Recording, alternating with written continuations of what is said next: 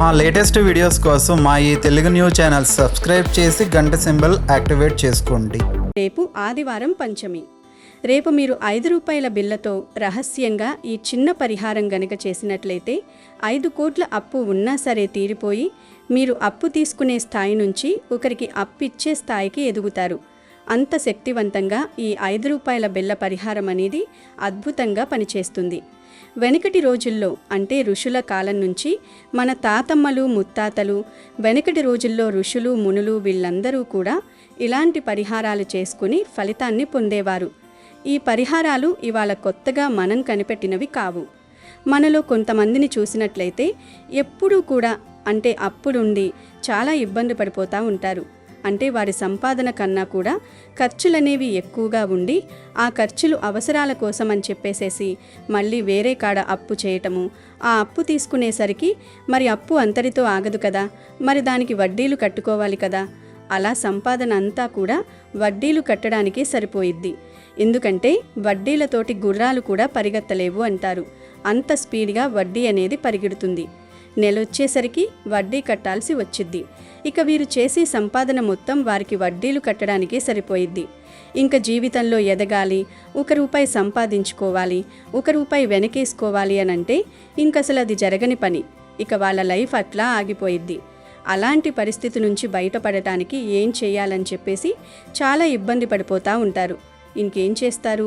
ఇల్లు వాకిళ్ళు అమ్ముకోవటము, ఏదన్నా భూములు కానీ పొలాలు కానీ ఉంటే అవి అమ్ముకోవటము, చివరికి అప్పులు కట్టలేక ఉన్నయన్నీ అమ్ముకుని ఇంకా దారుణంగా వారి పరిస్థితిని మార్చుకుంటూ ఉంటారన్నమాట. అలా కాకుండా మనం ఏమీ అమ్ముకోకుండా మాకు అప్పులు తీర్చుకునేటటువంటి ఏదన్నా దారి కనిపించాలి, మేము సంపాదించే సంపాదన పరంగా మాకు బాగా కలిసి రావాలి, మాకు కూడా మా కష్టానికి తోడుగా ఆ లక్ష్మీదేవి అమ్మవారి యొక్క అనుగ్రహం కావాలి అని అనుకునేవారు తప్పక ఈ 5 రూపాయల బిళ్ళ పరిహారం చేసుకోండి. ఎందుకంటే సంపాదించడం ఒక్కటే మనవంతు, కానీ కలసుబాటు అనేది ఆ లక్ష్మీదేవి అమ్మవారు మనకి అనుగ్రహం ఇవ్వాలి, కలసుబాటు అనేది ఇవ్వాలి. అలా కలిసి వస్తే ₹1 వెనకేసుకోవటం, మనం కూడా పెద్ద పెద్ద గొప్ప కోటేశ్వరులలాగా మనం కూడా సెటిల్ అవ్వటం ఇలాంటివి జరుగుతాయి. కలుసుబాటు లేనప్పుడు ఎంత కష్టం చేసినా కూడా చాకిరి, అలసిపోవటం తప్ప ప్రయోజనం అనేది ఏమీ ఉండదు. కాబట్టి అలాంటి కలుసుబాటు కోసము, మూసుకుపోయినటువంటి ధన ద్వారాలు తెరుచుకోవటం కోసము, అప్పు ఉన్న వాళ్ళకి ఏదన్నా దారి ద్వారాగా ఆ అప్పు తీర్చుకోవటం కోసము, సంపాదన రెట్టింపు అవ్వటం కోసము ఈ 5 రూపాయల బిళ్ళ అనేది చాలా అద్భుతంగా సిద్ధిస్తుంది. 5 అనే సంఖ్య అంటే లక్ష్మీదేవికి చాలా ఇష్టమైనటువంటి సంఖ్య అన్నమాట. 5 రూపాయల బిళ్ళతో చేసేటటువంటి పరిహారం మనకు అద్భుతంగా సిద్ధిస్తుంది. మూసుకుపోయినటువంటి దారులు తెరుచుకోవటానికి, దారి కనిపించడానికి ఈ 5 రూపాయల బిళ్ళ పరిహారం అనేది చక్కగా పనిచేస్తుంది. కాబట్టి చక్కగా రేపు రాత్రి మీరు ఒక 5 రూపాయల బిళ్ళ తీసేసుకుని ఈ పరిహారం అనేది చేసేసుకోండి.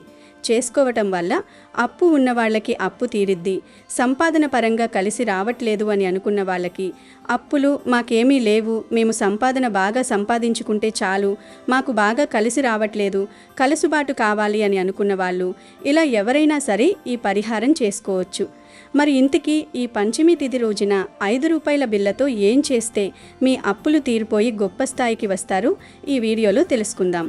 ముందు ఒక పవిత్ర కథను విందాం.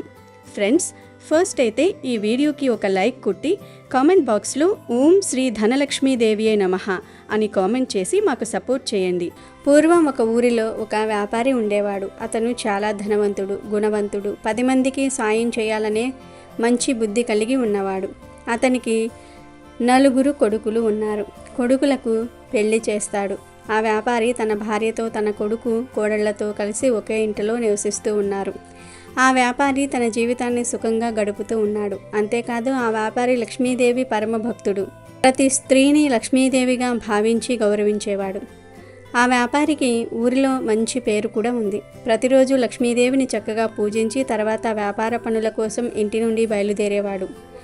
మళ్ళీ సాయంత్రం ఇంటికి వచ్చి లక్ష్మీదేవిని పూజించి కుటుంబ సభ్యులతో కొంచెం సమయం గడిపేవాడు. అయితే కొన్ని రోజుల తర్వాత ఇంటి వాతావరణం మారింది. అందరూ ఒకే ఇంటిలో ఉండటం వల్ల ఇంట్లో చిన్న చిన్న గొడవలు మొదలయ్యాయి. ప్రతిరోజు ఏదో ఒక గొడవ అవ్వటము, వ్యాపారి భార్య తనకు ఆ గొడవ గురించి చెప్పి బాధపడటం జరిగింది. ఇలా కొన్ని రోజులు గడిచాయి. ఇంటిలో మనశ్శాంతి కరువవుతూ వచ్చింది. ఇది వరకు ఇంట్లో మగవారు లేనప్పుడు గొడవలు జరిగితే ఇప్పుడు మగవాళ్ళు ఉన్న గొడవలు జరగటం ప్రారంభమయ్యాయి. వ్యాపారి ఇది వరకులాగా ఆనందంగా ప్రశాంతంగా లక్ష్మీదేవికి పూజ చేయలేకపోయాడు. అయితే ఒకరోజు వ్యాపారి నిద్రిస్తున్న సమయంలో లక్ష్మీదేవి ఆయనకు కలలో కనిపించింది. కలలో లక్ష్మీదేవి కనబడగానే ఆ వ్యాపారి లక్ష్మీదేవిని అనేక శ్లోకాలతో స్తుతించాడు. లక్ష్మీదేవి వ్యాపారితో ఇలా అంటుంది, నాయన, నేను నీ భక్తికి ఎంతో ప్రసన్నం చెందాను. ఇక నేను మీ ఇంటి నుండి బయటికి వెళ్ళవలసిన సమయం వచ్చింది. ఇక నేను మీ ఇంట్లో ఉండలేను అని అంటుంది. ఆ మాటలు విని వ్యాపారి చాలా బాధపడుతూ ఉన్నాడు. తల్లి, నా వల్ల ఏదైనా తప్పు జరిగిందా? ఎందుకని మీరు ఇప్పుడు నా ఇల్లు వదిలి వెళ్ళిపోతానంటున్నారు తల్లి? మీకు తెలుసు కదా, మీరు నా ఇంటిలో ఉండటం వల్లనే నన్ను 10 మంది గుర్తించి గౌరవిస్తూ ఉన్నారు. మీ అనుగ్రహం నాపై ఉండటం వల్లనే కదా నేను సిరి సంపదలకు లోటు లేకుండా జీవిస్తూ ఉన్నాను. నలుగురికి సహాయం చేస్తూ ఉన్నాను. తల్లి, ఇప్పుడు నువ్వు నన్ను నా ఇంటిని వదిలి వెళ్ళిపోతే నేను చాలా పేదరికం అనుభవిస్తాను. అప్పుడు నేను ఎవరికీ సహాయం కూడా చేయలేను. ఇంకా సమాజంలో నా పరువు ప్రతిష్టలు కూడా దెబ్బతింటాయి. తల్లి, దయచేసి నువ్వు నా ఇంటిని వదిలి వెళ్ళిపోవద్దు. నీకు నేను ఏం లోటు చేశానో చెప్పు అని వ్యాపారి పరిపరి విధాలుగా ప్రాధేయపడతారు. లక్ష్మీదేవి వ్యాపారి వైపు చిరునవ్వు నవ్వుతూ చూసింది. చూడు నాయనా, నేను గత 25 సంవత్సరాల నుండి నీ ఇంట్లోనే ఉంటున్నాను. నేను చంచలమైన దానిని. ఇలా నేను ఒక చోటన ఉండలేను అని అంటుంది. దానికి వ్యాపారి, తల్లి, నువ్వు నా ఇంటిలో ఉంటే నేను గుడికి వెళ్ళి అక్కడ పేదవారికి సహాయం చేస్తాను కదా, కాబట్టి నువ్వు నా దగ్గరే ఉండు అని అంటాడు. అప్పుడు లక్ష్మీదేవి, నేను నీ దగ్గర ఉంటేనే నువ్వు దాన ధర్మాలు చేస్తావు. నేను నీ వద్ద లేకపోతే దాన ధర్మాలు ఎందుకు చేయలేవు? చూడు నాయనా, నువ్వు నన్ను ఎంత బతిమిలాడినా నేను ఈ ఇల్లు వదిలి వెళ్ళటం ఖాయం. కాకపోతే నువ్వు నా పరమ భక్తుడివి కాబట్టి నేను నీకు ఒక వరం ఇస్తున్నాను. నీకు ఏం కావాలో చెప్పు నాయనా అని అంటుంది లక్ష్మీదేవి. అందుకు వ్యాపారి, నాకు ఏం వరం వద్దు, నువ్వు మా ఇంటిలో ఉంటే చాలు అంటాడు. దానికి లక్ష్మీదేవి, అలా కాదు, నేను నీ ఇంట్లో ఉంటే ఎలా ధనవంతుడివి అయ్యావో అలాగే నేను ఇతరుల ఇంటికి వెళ్తే వారు కూడా ధనవంతులు అవుతారు. ఈ ప్రపంచంలో నీలాగా చాలామంది నన్ను పూజిస్తూ ఉన్నారు నాయనా. మరి నేను నీ దగ్గరే ఉంటే వారి అందరి దృష్టిలో నా విలువ తగ్గుతుంది కదా. కాబట్టి నేను ఇక మీ ఇంటి నుండి వెళ్తాను. ఇక ఆలస్యం చేయకుండా నీకు ఏం వరం కావాలో చెప్పు అంటుంది. వ్యాపారి చాలా బాధపడతాడు. తల్లి, నా మనసు ఇప్పుడు ఏం బాగోలేదు. తల్లి, నువ్వు ఏమీ అనుకోకుండా రేపు మళ్ళీ రా. ఈలోపు నేను మా ఇంటిలో వారికి ఏం కావాలో కనుక్కొని చెప్తాను అంటాడు. దానికి లక్ష్మీదేవి, చూడు నాయనా, నేను కేవలం నీకు ఒక్కటంటే ఒక్కటే వరం ఇస్తున్నాను. జాగ్రత్తగా ఆలోచించి చెప్పు. నేను రేపు వస్తాను అని చెప్పి లక్ష్మీదేవి మాయమవుతుంది. వ్యాపారి గట్టిగా, తల్లి, నన్ను వదిలి వెళ్ళకు అని అరుస్తూ నిద్రలేస్తాడు. వ్యాపారి కంటి నిండా నీరు ఉన్నాయి. తన పక్కన తన భార్య కంగారు పడుతూ, ఏమయ్యింది, ఎందుకని మీరు ఇంతగా కంగారు పడుతూ ఉన్నారు అని అడిగింది. వ్యాపారి భార్య వ్యాపారికి కొన్ని నీళ్లు ఇచ్చింది. వ్యాపారి మళ్ళీ నిద్రలోనికి వెళ్తాడు. ఇక మరుసటి రోజు ఉదయం వ్యాపారి తన భార్యతో రాత్రి కలలో జరిగిందంతా కూడా చెప్తాడు. వ్యాపారి భార్యకు లక్ష్మీదేవి కలలో కనిపించినందుకు ఆనందపడాలో, త్వరలో లక్ష్మీదేవి ఇల్లు వదిలి వెళ్ళిపోతుందని బాధపడాలో అర్థం కాలేదు. వ్యాపారి భార్యతో, ఇప్పుడు నేను ఆ తల్లిని ఏం వరం కోరుకోను అని అడిగాడు. అందుకు వ్యాపారి భార్య, మీరు ఎక్కడ ఉంటే నేను అక్కడ ఉంటాను. నాకంటూ ఎలాంటి కోరికలు లేవు. మీరు ఒక పని చేయండి. మీరు మన నలుగురు కోడళ్ళ దగ్గరకు వెళ్ళి మీకు లక్ష్మీదేవి కనిపిస్తే ఏం వరం కావాలని కోరుకుంటారు అని అడగండి.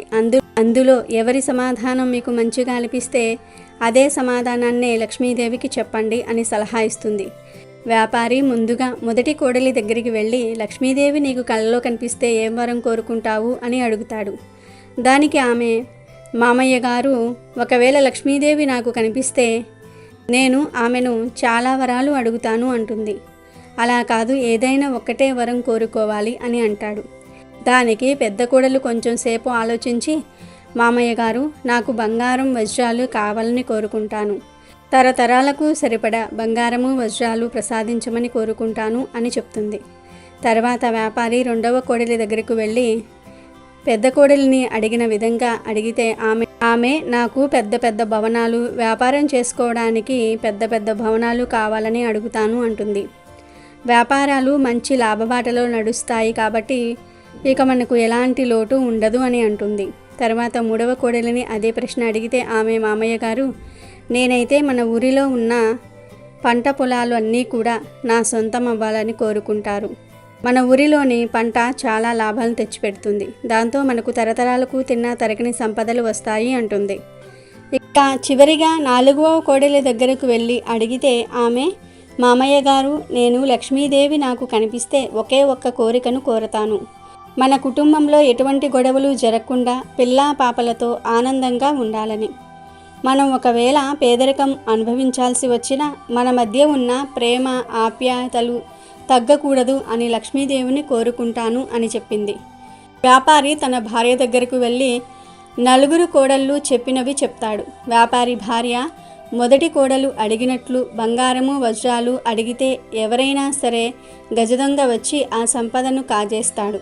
రెండవ కోడలు చెప్పినట్లుగా వ్యాపార భవనాలు అడిగితే వ్యాపారాలు కొన్నిసార్లు నష్టాలు వస్తాయి, కొన్నిసార్లు లాభాలు కలుగుతాయి. దీంతో గొడవలు జరిగే అవకాశం కూడా ఉంది. మూడవ కోడలు చెప్పినట్లుగా పంటలు అడిగితే అకాల వర్షం వల్ల పంట నష్టం కలగవచ్చు. దీంతో మనం చాలా పేదరికం అనుభవిస్తాము. ఈ ముగ్గురు కోడళ్ళు చెప్పిన మాటలు ప్రకారం చూస్తే ఎప్పటికైనా ప్రమాదమే. ఏదో ఒక రోజు పేదరికం అనుభవిస్తాం. వాటితో పాటు ఆస్తి గొడవలు పెరిగి ఒకరిపై ఒకరికి ప్రేమలు తగ్గుతాయి. అందుకే నాలుగవ కోడలు ఆస్తులు ఏమీ కాకుండా మన మధ్య ప్రేమ ఆప్యాయతలు ఉండాలని కోరుకుంటుంది. మీరు నాలుగవ కోడలు చెప్పిన మాటను లక్ష్మీదేవికి వరంగా కోరుకోండి, అంతా మంచే జరుగుతుంది అని అంటుంది. ఇక అదే రోజు రాత్రి వ్యాపారి నిద్రిస్తున్నప్పుడు లక్ష్మీదేవి మళ్ళీ కలలో కనిపిస్తుంది. వ్యాపారి తల్లికి నమస్కరించి, తల్లి, నాకు ఎలాంటి ఆస్తిపాస్తులు వద్దు. నేను పేదరికం అనుభవించినా పర్వాలేదు, కానీ మా కుటుంబంలో సంతోషాలు మాత్రం ఎప్పటికీ ఒకేలాగా ఉండేలాగా చూడు అని కోరుకుంటాడు. లక్ష్మీదేవి, చూడు నాయనా, నువ్వు చాలా చిన్న కోరిక అడుగుతున్నావు, ఇంకేదైనా వరం కోరుకో అని అంటుంది. మీరు నన్ను ఎన్నిసార్లు అడిగినా అదే నా కోరిక తల్లి. నా పిల్లలు, కోడళ్ళు, నా వంశం వారందరూ కూడా ఎప్పటికీ ఒకరిపై ఒకరు ప్రేమను కలిగి ఉండాలి. వారు ఎంతటి కష్టాన్ని ఎదుర్కొంటున్నా సరే ఒకరికి ఒకరు తోడుగా ఉండాలి అని అంటాడు. లక్ష్మీదేవి, సరే నాయనా, నువ్వు కోరుకున్నట్లుగానే జరుగుతుంది. నేను కూడా ఇక మీ ఇంట్లోనే ఉంటాను అంటుంది. అందుకు ఆశ్చర్యపోయిన వ్యాపారి, అదేంటి తల్లి, నువ్వు వెళ్ళిపోతానన్నందుకు కదా నాకు వరం ఇచ్చావు, ఇప్పుడు మళ్ళీ ఏమయ్యింది అని అడుగుతాడు. అందుకు లక్ష్మీదేవి, చూడు నాయనా, గత కొన్ని రోజులుగా నీ ఇంటిలో శాంతి కరువైంది. గొడవలు పెరిగాయి. ఎప్పుడైతే గొడవలు జరుగుతాయో, ఏ ఇంట్లో అయితే శాంతి ఉండదో నేను ఆ ఇంటిలో ఉండలేను. ఇక నుండి మీ ఇంటిలో ఎటువంటి గొడవలు జరగవు, ఆనందంగా మీ జీవితాన్ని గడుపుతావు అని అంటుంది. వ్యాపారి, తల్లి, ఎప్పుడైనా నేను ఏదైనా పొరపాటు చేస్తే నన్ను రక్షించు, నన్ను క్షమించు అంటాడు. అందుకు లక్ష్మీదేవి, నాయన, నేను చెప్పే మాటలు చాలా శ్రద్ధగా విని అలాగే నేను చెప్పిన విషయాలను అందరికీ తెలియజేయి. కేవలం పూజలు చేస్తేనే నేను ప్రసన్నం అవ్వను. నేను ప్రశాంతంగా ఉన్న వాతావరణంలోనే ఉంటాను. ఏ ఇంట్లో అయితే నన్ను నిత్యము పూజిస్తారో వారి ఇంట్లో నేను ఉంటాను. కానీ అదే ఇంటిలో గొడవలు జరిగితే నేను ఉండలేను. ఇంటిలో ఎక్కువగా మాంసం తిన్నా, మద్యం తాగినా నేను ఆ ఇంటిలో ఉండను. నేను ఎక్కడ ఉంటానో ఎక్కడ ఉండనో చాలా సందర్భాలలో చెప్పాను. కాబట్టి ప్రతి ఒక్కరూ కూడా నన్ను ఇష్టంగా భక్తి భావనలతో పూజించండి. ఏదో ఆశించి పూజించి నన్ను నొప్పించకండి అని వ్యాపారితో చెప్పి లక్ష్మీదేవి మాయమైంది. వ్యాపారి ఆనందంగా తన భార్యతో, కొడుకు కోడళ్లతో జీవితాన్ని గడిపాడు. కాబట్టి మనమందరము కూడా లక్ష్మీదేవికి నచ్చినట్లుగా ఉందాము. ఇక వీడియోలోకి వస్తే, మీరు రేపు ఉదయాన్నే చక్కగా నిద్రలేవండి. నిద్ర లేచిన తర్వాత మీ ఇల్లు వాకిలి అంతా శుభ్రంగా ఊడ్చుకుని కల్లాపి చల్లుకుని చక్కగా ముగ్గులు పెట్టుకోండి. ఆ తర్వాత తల స్నానం గాని లేదా మామూలు స్నాన కార్యక్రమాలు గాని శుచిగా శుభ్రంగా పూర్తి చేసుకోండి. స్నానం చేసిన తర్వాత మంచిగా ఉతికిన శుభ్రమైన బట్టలను ధరించండి. అయితే ఇక్కడ మీరు ఒక ముఖ్యమైన విషయాన్ని ఖచ్చితంగా గుర్తుపెట్టుకోవాలి. రేపు పంచమి తిథి కాబట్టి పొరపాటున కూడా ఎరుపు రంగు బట్టలను మాత్రం అస్సలు వేసుకోకూడదు. సాధారణంగా మనం ఏదైనా పూజలు లేదా పరిహారాలు చేసేటప్పుడు నలుపు రంగు బట్టలు వేసుకోకూడదు అని పెద్దలు చెప్పుకుంటూ ఉంటారు కదా. కానీ ఈ పంచమి రోజున చేసే ప్రత్యేక పరిహారానికి మాత్రం ఎరుపు రంగు గాని నలుపు రంగు గాని ఈ రెండు రంగుల బట్టలను అస్సలు ధరించకూడదు. ఈ రెండు రంగులు కాకుండా మిగిలిన ఏ రంగు బట్టలైనా మీరు వాడుకోవచ్చు. ముఖ్యంగా పసుపు రంగు లేదా ఆకుపచ్చ రంగు బట్టలు వేసుకుంటే చాలా చాలా మంచిది. ఈ పరిహారాన్ని మగవారైనా చేసుకోవచ్చు, ఆడవారైనా చేసుకోవచ్చు. దీనివల్ల ఎలాంటి ఇబ్బంది లేదు. కాకపోతే ఆడవారు మాత్రం తాము పూజ చేయకూడని ఆ 5 రోజుల సమయంలో, అంటే నెలసరి సమయంలో ఉంటే గనక ఈ పరిహారాన్ని అస్సలు చేయకూడదు. ఆ ఒక్క నియమాన్ని మాత్రం కొంచెం జాగ్రత్తగా గుర్తుంచుకోండి. ఇక ఈ పంచమి రోజున నియమ నిబంధనలు అనేవి చాలా ముఖ్యమైనవి. ఈ రోజున మీరు కాస్త కూడా మాంసాహారం తినకూడదు. కేవలం పవిత్రమైన శాకాహారం మాత్రమే తినాలి.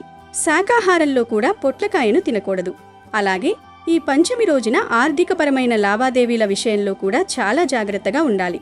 ఎవరికైనా అప్పులు ఇవ్వడం గానీ లేదా ఎవరి దగ్గరైనా సరే అప్పులు తీసుకోవడం గానీ అస్సలు చేయకూడదు. ఇలాంటి రోజుల్లో అప్పులు చేయడం వల్ల లేదా ఇవ్వడం వల్ల మన జీవితంలో సమస్యల సంఖ్య ఇంకా ఎక్కువ అవడానికి అవకాశం ఉంటుంది.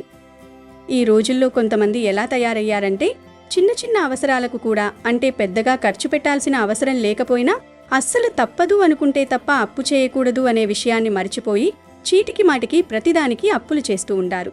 దానిని ఒక అలవాటుగా మార్చేసుకుంటారు. అలా అప్పులు చేసేటప్పుడు ఏముందిలే తర్వాత తీర్చేసుకుందామని చాలా తేలిగ్గా అనుకుంటారు. కానీ అనుకోకుండా ఖర్చులు పెరిగిపోవడం, ఆదాయం తగ్గిపోవడం వల్ల ఆ అప్పుల మీద వడ్డీలు ఎక్కువైపోయి చివరికి తీవ్రమైన ఇబ్బందులు పడే అవకాశం ఉంటుంది. కాబట్టి మరీ ప్రాణం మీదకు వస్తే తప్ప అప్పు జోలికి వెళ్లకూడదు. మనం ఎప్పుడైనా సరే అప్పులు చేసి సంక్షోభాల నుంచి బయటపడాలి అనుకోవడం తప్పు. మన ఖర్చులను కొంచెం తగ్గించుకుంటే అప్పులు పెరగకుండా ఉంటాయి. అసలు అప్పు చేయాల్సిన అవసరమే రాకుండా మనల్ని మనం కాపాడుకోవచ్చు. అలా కాకుండా ఎలా పడితే అలా డబ్బులున్నాయి కదా అని వాడుకుంటే భవిష్యత్తులో చాలా కష్టపడాల్సి వస్తుంది. ఎందుకంటే ఈరోజు మనకు ఓపిక ఉంది, ఆరోగ్యం బాగుంది కాబట్టి చక్కగా సంపాదించుకుంటున్నాం. కానీ రేపటి రోజున వయసు పైబడినప్పుడు లేదా ఆరోగ్యం సహకరించినప్పుడు పనిచేయలేని స్థితి వస్తే ఎవ్వరూ మనకు రూపాయి సాయం చెయ్యరు. అందువల్ల డబ్బును నీళ్లలాగా ప్రతి చిన్నదానికి వాడకూడదు. అది కొనుక్కోవాలి, ఇది కొనుక్కోవాలి అని కొంతమంది ఆడవాళ్లు, మరికొంతమంది మగవాళ్లు కూడా మితిమీరిన ఖర్చులు చేస్తూ ఉంటారు. పెద్దగా అవసరం లేకపోయినా విలాసాల కోసం ఖర్చు పెడతారు. అలా చేసినప్పుడు చివరికి అప్పులు చేయాల్సిన దారుణమైన పరిస్థితి వస్తుంది. కాబట్టి మొదట అలాంటి అనవసరపు ఖర్చులను, పనులను మానుకోండి. సరే, ఏదో తెలియక లేదా తప్పనిసరి పరిస్థితుల్లో ఆల్రెడీ అప్పులు చేసేశాము, ఇప్పుడు ఆ అప్పుల బాధల నుంచి ఎలాగైనా బయటపడాలి అని అనుకునే వారి కోసం ఒక అద్భుతమైన పరిహారం ఉంది.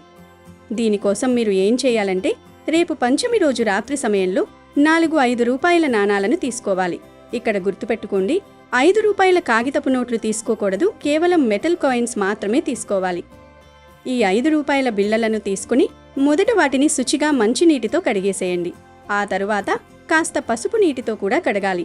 ఈ పరిహారం చేసే రోజున మీ ఇల్లు కూడా చాలా శుభ్రంగా ఉండాలి.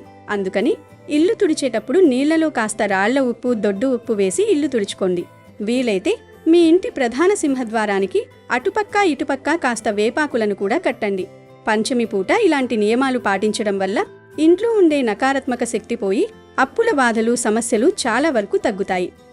మన సంపాదన కూడా బాగా పెరగడానికి మార్గాలు సుగమమవుతాయి. మీరు ఆ 5 రూపాయల బిళ్లలను తీసుకున్నారు కదా, వాటితో పాటు పసుపు కూడా కావాలి. ఈ పసుపు విషయంలో ఒక జాగ్రత్త తీసుకోవాలి. మనం సాధారణంగా వంటల్లో వాడే పసుపు పొడిని ఈ పరిహారానికి వాడకూడదు. మనం పూజ గదిలో దేవుడి కోసం ప్రత్యేకంగా దాచుకునే పూజా పసుపును వాడుకోవాలి. ఒకవేళ మీ ఇంట్లో పచ్చి పసుపు కొమ్ముల ముక్క ఉంటే గనుక ఆ పచ్చి పసుపు కొమ్ములను తెచ్చి చక్కగా దంచి పేస్టులా చేస్తే ఇంకా అద్భుతమైన త్వరితగతిన ఫలితాలు వస్తాయి. లేదా మార్కెట్ నుంచి మంచి పసుపు కొమ్ములను తెచ్చుకొని వాటిని మీరే స్వయంగా దంచి లేదా మిల్లులో మరలో ఆడించి ప్యూర్ పసుపు పొడిని తయారు చేసుకోవచ్చు. బయట దొరికే పసుపు పొడిలో కెమికల్స్ లేదా కల్తీలుంటే ప్రమాదం ఉంది. కాబట్టి మన చేతులతో స్వయంగా తయారు చేసుకున్న పసుపు అయితే ఈ పరిహారానికి చాలా పవర్ఫుల్గా పనిచేస్తుంది. ఒక 1/4 కేజీ లేదా 1/2 కేజీ పసుపు కొమ్ములు తెచ్చుకొని ఆడించుకుంటే ఈ పరిహారానికే కాకుండా రోజువారీ వంటలకు కూడా వాడుకోవచ్చు. అది ఆరోగ్యానికి కూడా చాలా మంచిది. ఇలా తయారు చేసుకున్న ప్యూర్ పసుపు పొడిలో కొద్దిగా నీళ్లు కలిపి ఒక గిన్నెలో చిక్కటి పేస్టులాగా, అంటే ముద్దలాగా తయారు చేసుకోవాలి. పసుపు అంటేనే అత్యంత శుభప్రదమైనది, మంగళకరమైనది. మన జీవితంలో శుభాలను తీసుకురావడానికి, అంతా మంచే జరిగేలా చేయడానికి, మన సంసారం పచ్చగా ఉండేలా చేయడానికి పసుపు అద్భుతంగా పనిచేస్తుంది. పసుపును మనం సాక్షాత్తు లక్ష్మీదేవి స్వరూపంగా భావిస్తాము. కాబట్టి ఈ పసుపుతో చేసే పరిహారం చాలా వేగంగా సిద్ధిస్తుంది. ఇప్పుడు మీరేం చేస్తారంటే మొత్తం 4 రూపాయల బిళ్ళలను తీసుకోవాలి. 4 రూపాయల బిళ్ళలు అంటే మొత్తం 20 రూపాయలు అవుతుంది. ఈ 20 అనే సంఖ్య లక్ష్మీదేవికి అత్యంత ప్రీతిపాత్రమైన ఇష్టమైన సంఖ్యగా చెప్తారు. ఈ 4 రూపాయల నాణాలను తీసుకుని మీరు తయారు చేసి పెట్టుకున్న పసుపు పేస్టులో బాగా ముంచాలి. నాణాల చుట్టూ పసుపు బాగా అంటుకొనేలా ముంచిన తర్వాత వాటిని బయటకు తీసి ఒక తమలపాకు మీద పెట్టాలి. ఈ తమలపాకును మీ పూజ గదిలో దేవుడి పటాల ముందర పెట్టండి. మీరెప్పుడూ చేసుకునే విధంగానే దేవుడికి దీపారాధన చేసుకోండి. ఈ పసుపు రాసిన 4 రూపాయల బిళ్ళలను తమలపాకుపై ఉంచి ఆ రాత్రంతా అలాగే దేవుడి ముందే వదిలేసేయాలి. ఆ నాణాలకు ఉన్న పసుపును అస్సలు తొడవడం కానీ క్లీన్ చేయడం కానీ చేయకూడదు. రాత్రంతా ఆ నాణాలు దేవుడి ముందే ఉండటం వల్ల పూజ గదిలోని దైవశక్తి, మనం వెలిగించిన దీపం యొక్క శక్తి, అలాగే పసుపుకు ఉండే సహజమైన సాత్విక శక్తి ఇవన్నీ కూడా ఆ 5 రూపాయల బిళ్ళలు ఆకర్షిస్తాయి. దీనివల్ల ఆ నాణాలు అత్యంత శక్తివంతమైనవిగా మారిపోతాయి. ఈ నాణాలను తమలపాకుపై పెట్టేటప్పుడే మీరు మనసులో ఒక బలమైన సంకల్పం చెప్పుకోవాలి. అమ్మా లక్ష్మీదేవి, మాకున్న అప్పులన్నీ త్వరగా తీరిపోవాలి, మేము ఆర్థికంగా బాగా స్థిరపడాలి, బాగా సంపాదించాలి, మాకు లక్ష్మీ కటాక్షం కలిగి కోటీశ్వరులం అవ్వాలి, భవిష్యత్తులో మేము ఇతరులకు అప్పు ఇచ్చే స్థాయికి ఎదగాలి అని మనస్ఫూర్తిగా కోరుకుంటూ ఆ నాణాలను అక్కడ ఉంచాలి. ఇక మరుసటి రోజు ఉదయాన్నే లేచి స్నానం ముగించుకొని పూజ గదిలోకి వెళ్ళి ఆ 4 రూపాయల బిళ్ళలను తీసుకోండి. ఇక్కడ మీరు చాలా ముఖ్యమైన విషయం గుర్తుంచుకోవాలి. ఆ నాణాలపై ఉన్న పసుపు ఎండిపోయి ఉంటుంది కదా, దాన్ని ఎట్టి పరిస్థితుల్లోనూ నీళ్లతో కడగకూడదు. కడిగితే ఆ నాణాలు రాత్రంతా ఆకర్షించిన దైవశక్తి, పవర్ అంతా పోతుంది. కాబట్టి కడగకుండా అలాగే ఒక పేపర్లోనో లేదా కవర్లోనో పెట్టుకుని ఏదైనా దేవుడి గుడికి తీసుకువెళ్ళండి. ఆ 20 రూపాయలను అంటే 4 నాణాలను గుడిలో ఉండే హుండీలో వేసేయాలి. ఇక్కడ మరో ప్రధానమైన నియమం ఏమిటంటే ఈ నాణాలను గుడి బయట ఉండే బిచ్చగాళ్లకి గాని లేదా తెలిసిన మనుషులకి గాని ఎవ్వరికీ దానంగా ఇవ్వకూడదు. కేవలం దేవుడి హుండీలోనే సమర్పించాలి. మరుసటి రోజు ఏదైనా గుడికి వెళ్ళి హుండీలో వేసేటప్పుడు కూడా మీ మనసులో ఉన్న కోరికను, అంటే అప్పులు తీరిపోవాలి, సంపాదన పెరగాలి అని లక్ష్మీదేవిని లేదా అక్కడి దైవాన్ని స్మరించుకుంటూ హుండీలో వేసేయండి. ఇలా చేయడం వల్ల మీకున్న అప్పుల బాధలన్నీ అతి త్వరలోనే తొలగిపోతాయి. మీ ఆర్థిక పరిస్థితి ఎంతగానో మెరుగుపడుతుంది. మీరు ఇతరుల దగ్గర చేయి చాచే స్థితి నుంచి ఇతరులకు అప్పు ఇచ్చే స్థాయికి ఎదుగుతారు. ధనపరంగా మీకు అన్నీ అనుకూలిస్తాయి. ఇప్పటి వరకు మూసుకుపోయిన ధనద్వారాలన్నీ తెరుచుకుంటాయి. లక్ష్మీదేవి అనుగ్రహం మనపై ఉంటే ఎంతటి దరిద్రమైనా సరే పారిపోతుంది. సంపాదించుకోవడం పెద్ద విషయమేమీ కాదు. కాబట్టి ఈ దోష నివారణ పరిహారాన్ని పంచమి తిథి రోజున సాయంత్రం ప్రదోష కాలంలో గాని లేదా రాత్రిపూట గాని చేసుకోండి. ఒకవేళ ఆ సమయాల్లో కుదరకపోతే పగటిపూటైనా సరే ఈ పరిహారాన్ని చేసుకోవచ్చు. ఎలాంటి ఇబ్బంది లేదు. కనుక అప్పుల బాధలు ఉన్నవారందరూ ఈ పరిహారాన్ని చేసి మంచి ఫలితాలను పొందండి. అమెజాన్లో బెస్ట్ డిస్కౌంట్స్ కోసం వీడియో డిస్క్రిప్షన్లో లింకు ఉంది, చూడండి. అలాగే మా టెలిగ్రామ్ ఛానల్ సబ్స్క్రైబ్ చేసుకోండి.